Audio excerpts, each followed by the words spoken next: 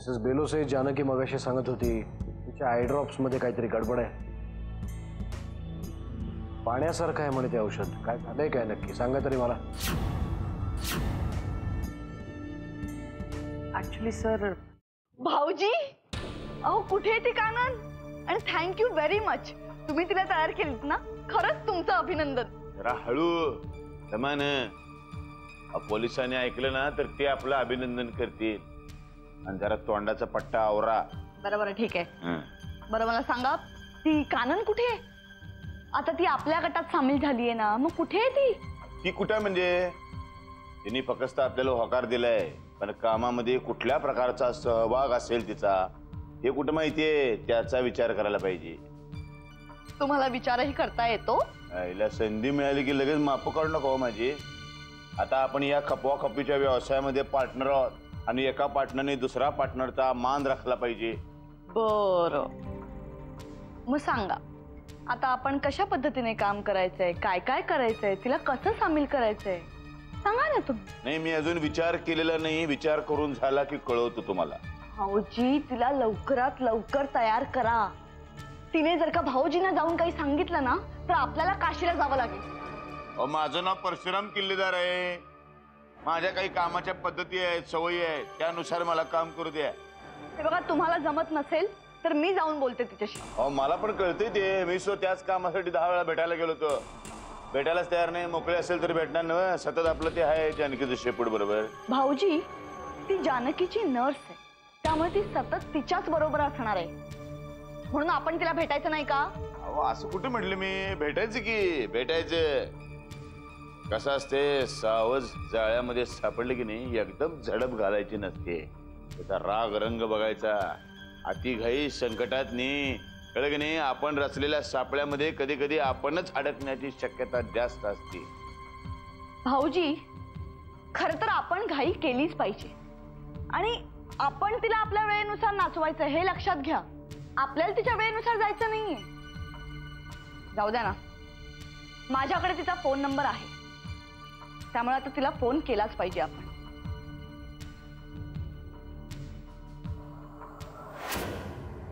मा करा. काननताई तुम्ही ना माझ्या आईसारखी काळजी घेताय माझी. ती पण माझ्या जेवणापासून पाणी पाजण्यापर्यंत सगळं सगळं करायची.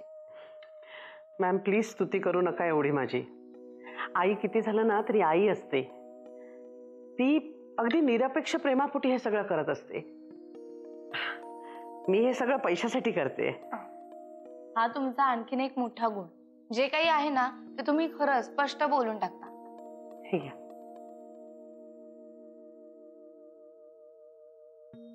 खरं सांगू मॅम मला खोटं बोलायची सवय नाही. म्हणून तर कधी कधी लोकांशी जुळवून घेताना खूप जड जातं. मग तसं असेल तर आपल्याला एकमेकींशी जुळवून घेता येईल. कारण मी पण कधीच खोटं नाही बोलत. हो मग तुम्ही लोकांशी कसं काय जुळवून घेता. माझं ज्यांच्याशी पटतं ना त्यांच्याशीच मी जुळवून घेते. चला म्हणजे आपल्या एकमेकींशी पटणार तर. पण तरीही तुमच्या आईची जागा मी नाही घेऊ शकत. आईची नाही पण ताईची जागा तरी घेऊ शकाल. माझी मोठी बहीण म्हणून नक्की शोभाल तुम्ही. इतके दिवस मी जॉब म्हणून तुमच्यावर रागवत होते. आता मोठ्या बहिणीच्या अधिकाराने तुमच्यावर रागवेन. चालेल. तशी वेळच नाही येऊन देणार मी तुमच्यावर. असं झालं ना मॅम. हा करा बघू. खरंच असं झालं तर मलाही आवडेल. पाणी देते. हा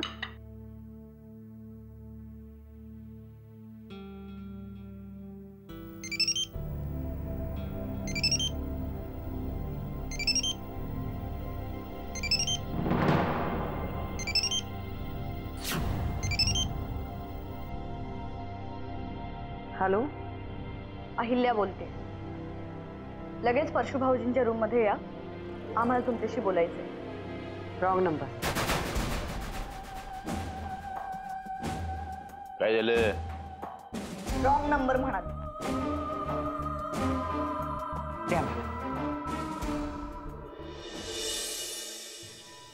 काय म्हणताय वामनराव. रमावती काय म्हणते. कधी आलात. हा प्रश्न आहे की चौकशी. आमची काय भिशात वामनराव. तुमची चौकशी करावी आम्ही. मग रमावतीत सध्या दुसरं काय चालू आहे? येऊन जाऊन माझी चौकशी करायची हा रमावतीतल्या काही काही लोकांचा व्यवसाय झालाय वागणीस. जणू त्यांना दुसरे काही कामधंदेच नाही आहेत. वामनराव, तुम्हाला काही बोलायचंय का? नाही, आडून आडून वार करताय म्हणून म्हटलं. हे असे अडून वार करण्याची सवय माझी नाहीये वागणीस, ती तुमची सवय आहे, तुमच्या साहेबांची सवय. वामनराव, तुम्हाला राग आला असेल तर माझ्याबद्दल बोला, डायरेक्ट आमच्या साहेबांपर्यंत जाऊ नका. तेही खरंच आहे म्हणा.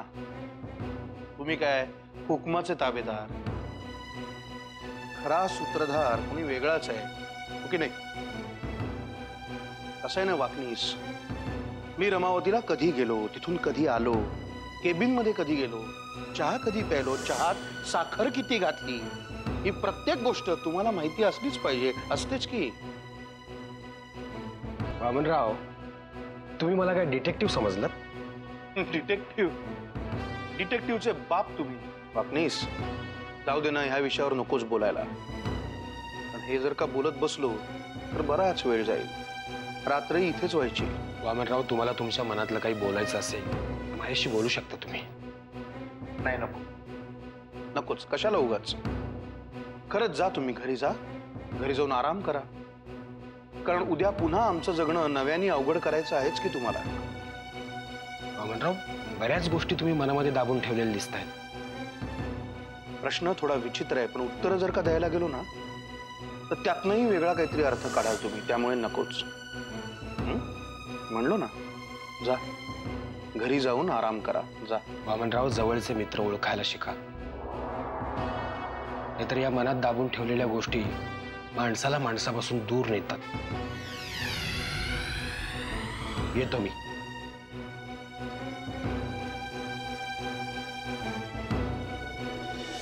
ही कानन समजते कोण स्वतःला? मी बरोबर नंबर लावला होता तरी काय म्हणाली? Wrong number. येऊ दे तिला, चांगलाच माझा इंगा दाखवते. शांत भवेनी, शांत व्हा. प्राणायाम करायला सुरुवात करा. इकडनं श्वास घ्या, इकडनं सोडा, इकडनं सोडा, इकडनं घ्या. दोन्हीकडनं घेऊ नका, दोन्हीकडनं. माझा श्वास कोंडायची वेळ आलीये. तुम्ही मला प्राणायाम कसले शिकवताय? तुमचा कशाला श्वास कोंडतोय? आता श्वास कोंडायला पाहिजे एकाच व्यक्तीचा, जानकीचा. पण त्यासाठी त्या काननने आपल्याला मदत करायला हवी ना. तुम्ही मोठ्या तोंडाने म्हणाला होतात की ती कानन आता माझ्या पट्ट्यात आलीये. काय झालं तिचं? दिल हो, तिचा बाप दिल. कुठे जाणार आहे ती? तुटपुंच्या पगारामध्ये पोराला डॉक्टर नाही करू शकत. आपल्या पैशाची गरज लागणार तिला.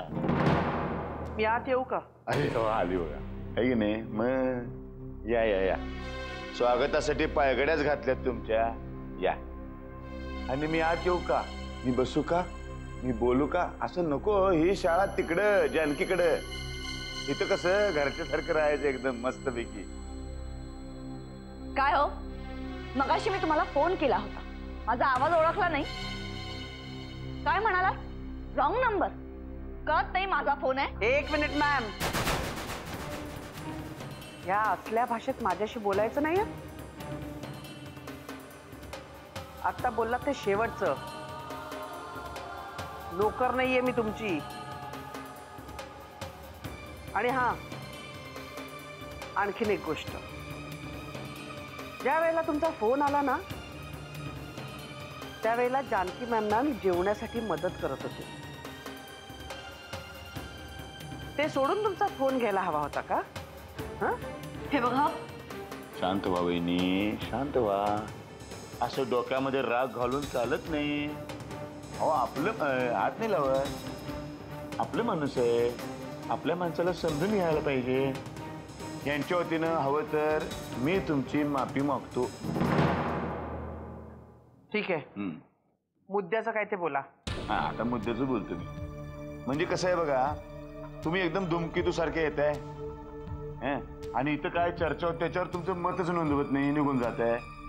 पुन्हा पुढच्या टायमाला येत्या हो म्हणताय, नाही म्हणताय. असं चालणार होय? पुढचं काय करायचं ते ठरवायला पाहिजे.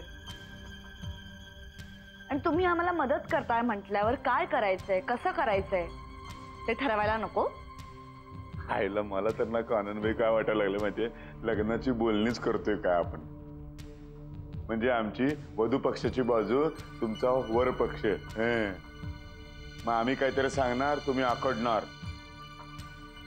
मग आम्ही म्हणणार नवऱ्या मुलाला स्कूटर देतो, मग तुम्ही म्हणणार हो.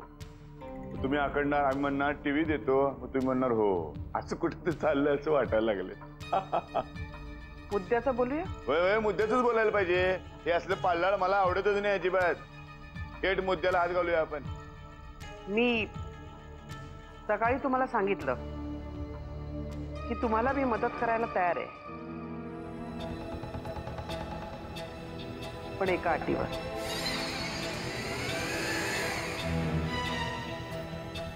कसली अट? मला 25 लाख रुपये पाहिजे.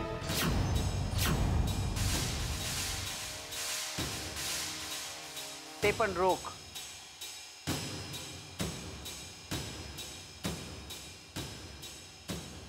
$10 लाख ताबडतोब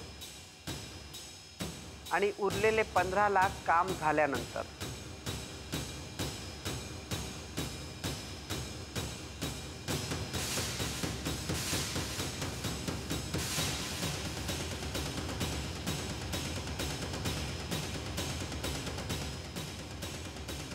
अहो, 25 लाख म्हणजे 25 वर किती शून्य ते बी ठाऊक नाही मला. आणि या एवढ्याशा कामाचे तुम्ही 25 लाख मागताय? तुम्हाला आम्ही काही राजकीय नेत्याला मारा असं सांगत नाही आहोत. मॅम, ते काम एक वेळ सोपं आहे, पण घरात ज्याच्यावर सतत नजर असते ना, त्याला संपवणं सोपी गोष्ट नाही. ते मला माहिती, आणि म्हणूनच आम्ही हे काम तुझ्यावर सोपवलं. तू आमच्या विश्वासातली आहे, सतत जानकीच्या जवळ असते, आणि म्हणूनच तुला हे काम करणं जास्त सोपं आहे. कळलं? मॅम, एवढं सगळं तुम्हीच बोलताय ना, मग मला वाटतं माझं म्हणणं पण तुम्हाला समजलं पाहिजे. अहो, 25 लाख चिंचुके आणून द्या म्हणल्या तर आणून दिले असते. 25 लाख रुपये कुठनं आणायचे? आणि आमच्याकडे काय पैशाची खाण आहे असं वाटतंय का तुम्हाला? तुमचा मुलगा लहान आहे, तुम्हाला पैशांची गरज आहे, हे सगळं बघून आम्ही जराशी सहानुभूती काय दाखवली? तुम्ही आमच्या डोक्यावरच बसलात. एक मिनिट मॅम, तुमचं काम घेऊन तुम्ही माझ्याकडे आला होता, मी नव्हते आले. आणि हो, माझ्या पर्सनल कामांसाठी मी कुणापुढेही हात पसरले नाही, आणि मला वाटतं यापुढे पसरायची गरजच नाहीये.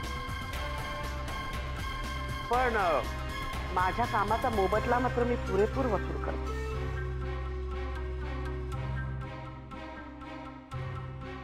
तुमच्या कामासाठी मी माझी अपेक्षा सांगितली.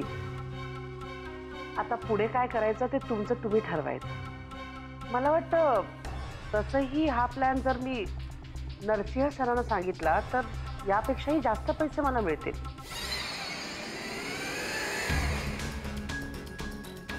बोला, काय करू? सांगू? अहो कानन बाई, असं करू नका. हा सगळा प्रकार दादाला कळला की नाही, गॅरंटेड तो आम्हाला खडी फोडायला पाठवलो. आणि पोलीस इतकं बडवत्यात तुम्हाला सांगू, अनुभव घेतलेला आहे मी. नको बाबा, दुश्मनाला सुद्धा पोलिसांचे पटके नको. ठीक आहे, आम्ही विचार करतो. आणि मी काय म्हणतो, पैशाच्या बाबतीत काय थोडं कमी जास्त चालेल, बार्गेनिंग. 1 पैसा कमी नाही.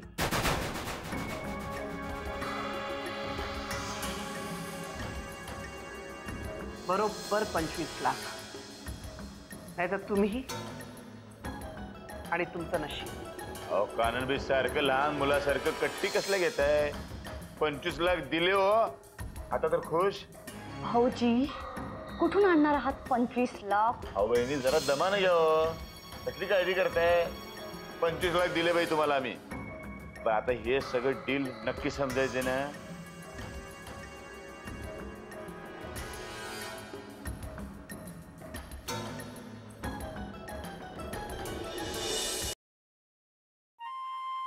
काय ग, कसला विचार करतेस एवढा?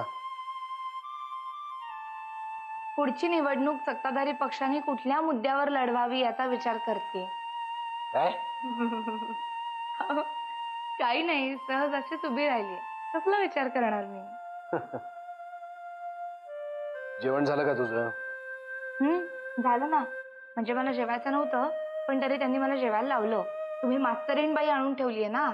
मास्तरीन बाई म्हणजे मिसेस बेलोसे? अगं त्यांना मास्तरीन बाई काय म्हणतेस? हो मग काय, मला अजिबात जेवायचं नव्हतं तरी बळबळ खायला लावलं. मला तर कधी कधी वाटतं की एखाद दिवशी मांडीवर घेतील आणि भरवतील सुद्धा.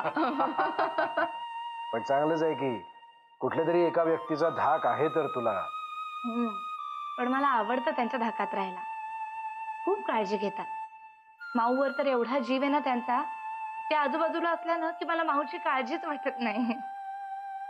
अशाच व्यक्तीच्या शोधात होतो ना आपण, जी व्यक्ती 24 तास तुझ्या सोबत असेल, तुझी माऊची काळजी घेईल. आणि कोणी निवड केली आहे? आतेबाईंनी. मग ते काय बघायलाच नको. कारण तुला आणि माऊला लळा लागणं हे जास्त महत्वाचं होतं. हो, तुम्ही आता आमची काळजीच करू नका. बरं ते ड्रॉप्स बदलून आणले का? हो आणले ना. हल्ली माझं कसं आहे, सगळं घड्याळाच्या ठोक्यावर चालू असतं. सकाळी 8 वाजता औषध, 12 वाजता जेवण, मग 1 वाजता ते डोळ्यात घालण्याचं औषध, 6 वाजता पुन्हा ते डोळ्यात घालण्याचं औषध, 8 वाजता जेवण, 9 वाजता पुन्हा ते डोळ्यात घालण्याचं औषध आणि 9:30ला गुडू. मग हे वेळापत्रक आता मी डिस्टर्ब करत नाही, तू जाऊन झोप बाई. असं काय करता? आत्ता कुठे आपण बोलायला लागलोय ना. मग नाही नको, मी तुझं वेळापत्रक डिस्टर्ब केलं म्हणून तुझ्या मास्तरीन बाई मला ओरडतील. चल बघू. नाही नाही, मी मी मी जाईन ना माझी. तुझे तू जाशील? मला जमतं. नक्की? सावकाश सावकाश.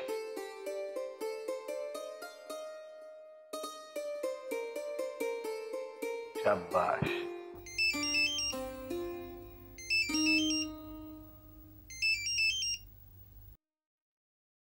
वाकनीस बोला. हॅलो साहेब, फोन करायला सांगितला होता. वाकनीस, त्या उद्योगपती आहेत ना ते इनामदार, त्यांच्या पीएचा फोन आला होता आणि त्यांना आपल्या पक्षाच्या कार्यासाठी 15 लाख रुपये द्यायचे असं ते म्हणाले होते. बर. तो पीए म्हणाला आहे की दुपारी साहेबांशी बोलून मी संध्याकाळपर्यंत कळवतो. मला वाटतं एकदा तुम्हीच त्यांच्याशी बोलून घ्या, त्यांचं काय ठरतंय ते विचारा. ठीक आहे. आपल्याला गरज आहे त्या पैशांची. लवकरात लवकर त्यांच्याशी बोलून मला निरोप द्या. ठीक आहे साहेब. आणि रमावतीत सगळं शांत आहे ना? हो, म्हणजे तशी अजून काहीच खबरबात मिळालेली नाहीये. सगळं व्यवस्थित आहे. चांगलंच आहे. पण जरा जरी खुट्ट झालं तरी मला सांगा. छोट्याशा गोष्टीमध्ये सुद्धा रिस्क घ्यायची नाही असं ठरवलंय मी, कारण त्याच गोष्टी पुढे जाऊन महागात पडतात आपल्याला. हो साहेब, त्याची कल्पना आहे मला. जरा जरी काही झालं तरी आपल्याला लगेच बातमी मिळेल अशी व्यवस्था केली आहे मी. लगेच कळवेन मी साहेब तुम्हाला. मी ठेवू साहेब? तेव्हा भेटल्यावर बोलू. हो. अच्छा.